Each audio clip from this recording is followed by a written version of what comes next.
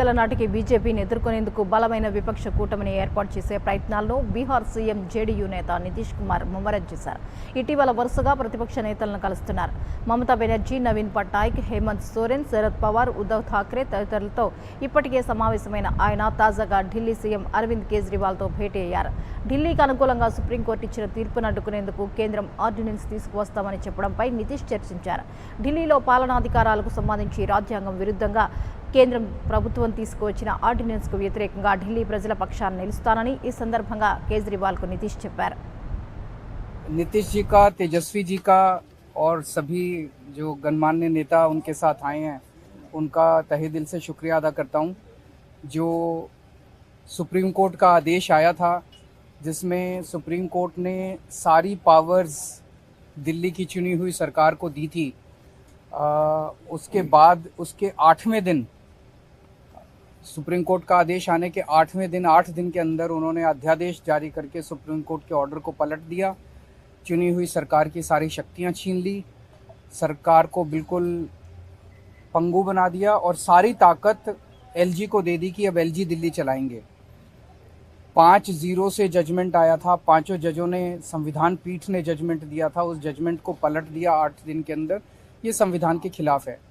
उसके बारे में नीतीश जी आज आए थे और उनसे काफ़ी डिटेल में चर्चा हुई। उन्होंने पूरी तरह से समर्थन जाहिर किया कि ये उन्होंने वो हमारे साथ हैं, दिल्ली के लोगों के साथ हैं और दिल्ली के साथ जो अन्याय किया है केंद्र सरकार ने, उन्होंने कहा कि इसका मिलके लड़ेंगे।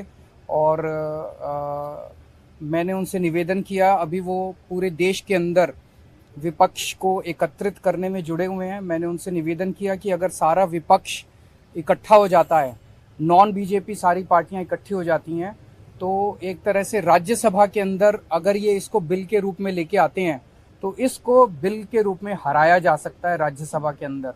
और अगर राज्यसभा के अंदर ये बिल हार गया तो ये एक तरह से 2024 का सेमीफाइनल होगा। फिर एक मैसेज चला जाएगा पूरे देश के अंदर। ये बिल अगर हार जाता है तो मैसेज पूरे देश में जाएगा कि 2024 के अंदर बीजेपी की सरकार जा रही है।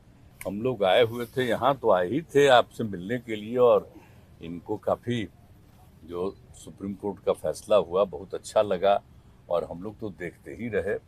अब उसके बाद जो कुछ भी करने की कोशिश हो रही है केंद्र सरकार के द्वारा, ये तो एक विचित्र बात है।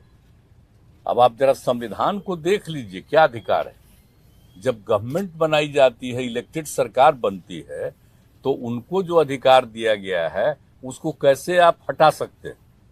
ऐसा तो कुछ नहीं है। लेकिन अब किस तरह से हो रहा है, इसलिए तो हम लोग कह रहे हैं कि सारे देश में सब लोग एकजुट हों, ताकि ये लोग संविधान का भी और किसी भी चीज का अपने ढंग से जो इधर से उधर कर रहे हैं, और किस तरह का माहौल बन रहा है। अब दिल्ली में इनको लोगों ने किस तरह से बहुमत दिया है और किस तरह से सब लोग साथ हैं, और हम लोग इस बात को मानते हैं कि काम कर रहे हैं, बहुत अच्छा काम कर रहे हैं। और उसके बाद सुप्रीम कोर्ट का भी फैसला हो जाए तो राज्य सरकार को जो अधिकार है काम करने का, उस काम को रोक दिया जाएगा। ये सब तो बहुत ही आश्चर्य का विषय है।